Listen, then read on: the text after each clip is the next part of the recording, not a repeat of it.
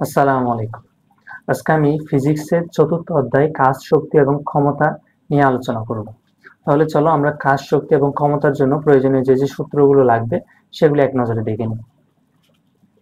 1 নম্বরে লাগবে হচ্ছে কাজের সূত্র।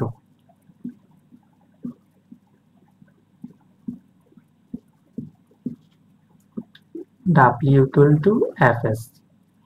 এখানে এই W টা হচ্ছে কাজ, F হচ্ছে প্রযুক্ত বল এবং S হচ্ছে সরণ।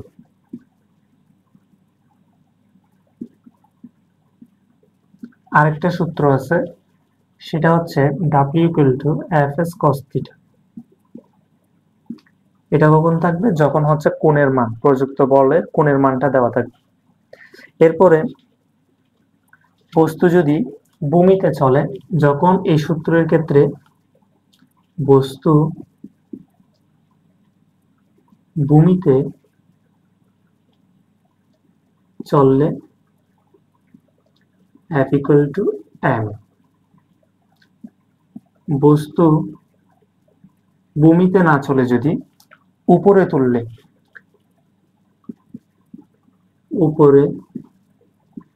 তুললে তখন ইউজ করতে হবে F equal to mg।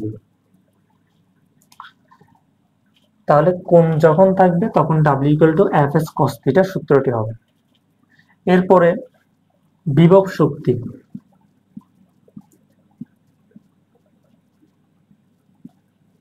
অবস্থানের পরিবর্তনের কারণে বস্তুতে যে শক্তি সঞ্চিত হয় সেটা হচ্ছে EP equal to mgh। এটা হচ্ছে বিভব শক্তি, h হচ্ছে ভূমি থেকে উচ্চতা।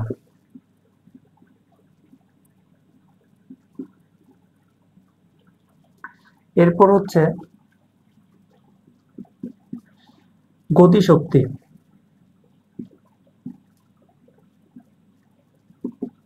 EK equal to half mv square।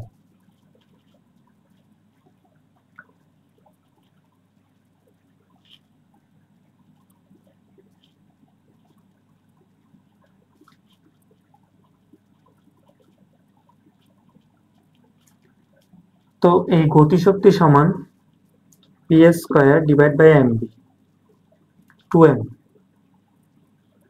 এখানে গতিশক্তি হচ্ছে ভরবেগের বর্গের সমানুপাতিক। এটা হচ্ছে গতিশক্তি এবং ভরবেগের মধ্যে সম্পর্ক। পিটা হচ্ছে ভরবেগ।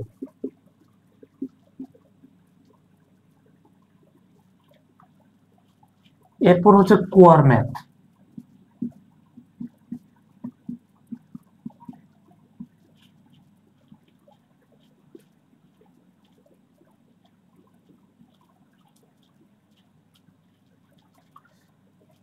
কুয়ার ম্যাথে পানি তুলতে কৃত কাজ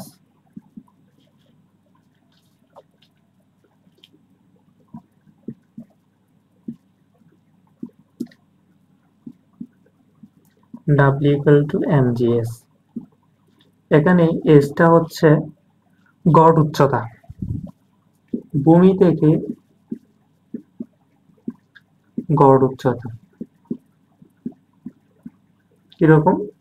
এটা যদি কুয়া হয়, কুয়া থেকে এতটুকু যদি পানিতে পূর্ণ থাকে, এই উচ্চতাটা যদি h হয়, ধরো এটা যে x, এই উচ্চতা যদি x হয়, তাহলে এগুলি যদি পানি দ্বারা পূর্ণ থাকে তাহলে তোমার উচ্চতা হিসাব করতে হবে বরাবর মধ্যবিন্দু থেকে কতটুকু সরণ, বার কেন্দ্রের সরণটা, তাহলে এতটুকু হবে h। তাহলে h equal to x/2। এইভাবে মান বসিয়ে তোমার পানি তুলতে কৃত কাজটা হিসাব করতে হবে।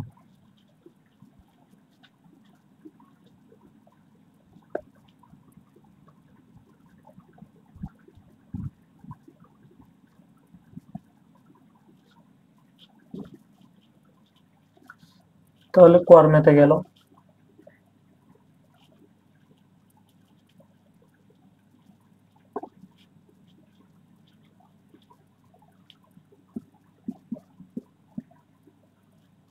এরপর হচ্ছে মোট শক্তি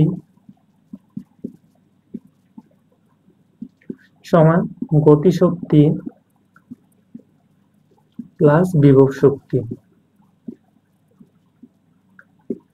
গতিশক্তি হচ্ছে হাফ এম ভি স্কোয়ার, বিভব শক্তি হচ্ছে এম জি এইচ।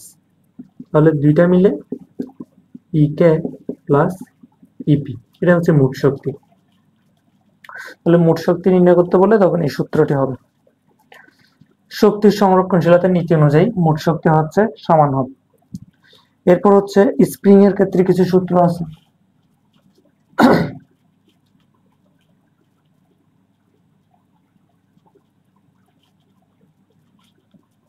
স্প্রিং এর সূত্র,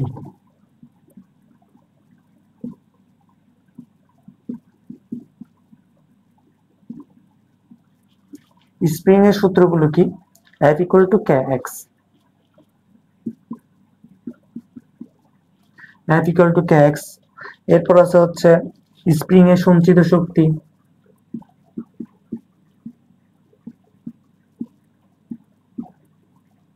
হাফ কে এক্স স্কোয়ার, তাহলে সমান হচ্ছে হাফ কে এক্স। এখানে বল দিয়ে যদি ইয়া করি K X into X equal to half F X. তাহলে এটি স্প্রিং এর ক্ষেত্রে স্প্রিং এর বলটা হচ্ছে F equal to kx এবং হচ্ছে স্প্রিং এর সঞ্চিত শক্তি হচ্ছে half K x square.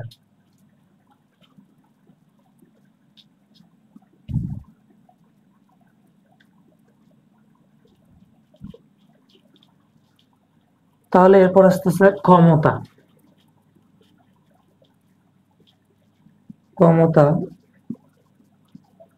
P equal to W by T, P equal to W by T উপরে কৃত কাজ ডিভাইড বাই সময়। কৃত কাজ ডিভাইড বাই সময়, এটা হচ্ছে কৃত কাজ হচ্ছে mgs আর সময় t। এরপর আসতেছে ক্ষমতা,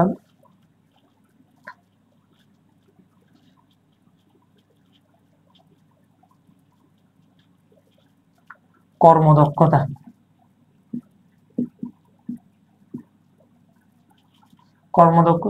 কর্মদক্ষতাটা হচ্ছে কোন একটি মোটরের যদি কর্মদক্ষতা হিসাব করা হয় ইকুয়াল টু উপরে হচ্ছে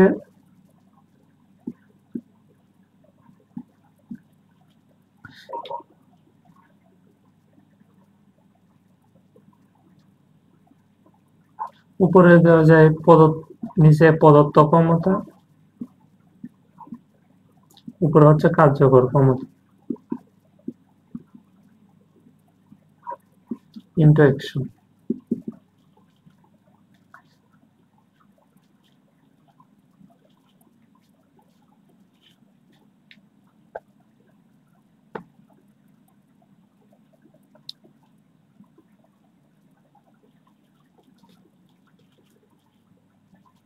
এরপর দেওয়া যায় হচ্ছে কার্যকর শক্তি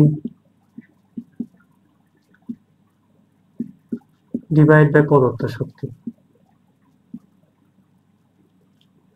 ইনটু অ্যাকশন।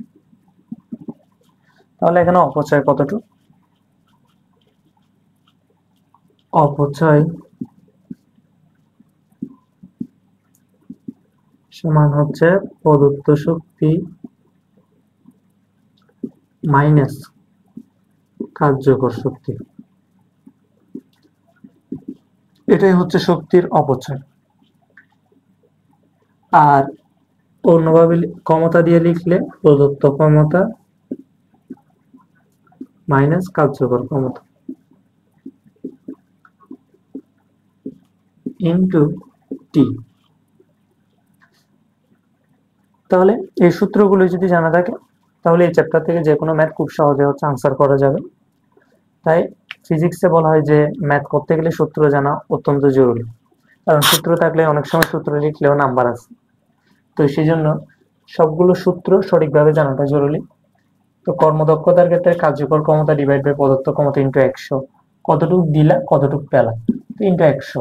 এরপর হচ্ছে অপচয় কতটুক দিছো সেটা দেখে হচ্ছে কার্যকর হিসেবে কতটুক পেয়েছে সেটা মাইনাস করলে তুমি হচ্ছে অপচয়টা পেয়ে যাচ্ছে। এখানে যেহেতু শক্তি তাই আমি টি দিয়ে গুণ করলাম না, যেহেতু ক্ষমতার ক্ষেত্রে আমরা জানি P ইকুয়াল টু W/T।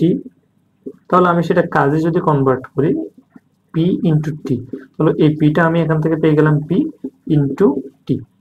তাহলে আজকে এই পর্যন্ত, দেখা হবে পরবর্তীতে অন্য কোনো ভিডিও নিয়ে। আসসালামু আলাইকুম।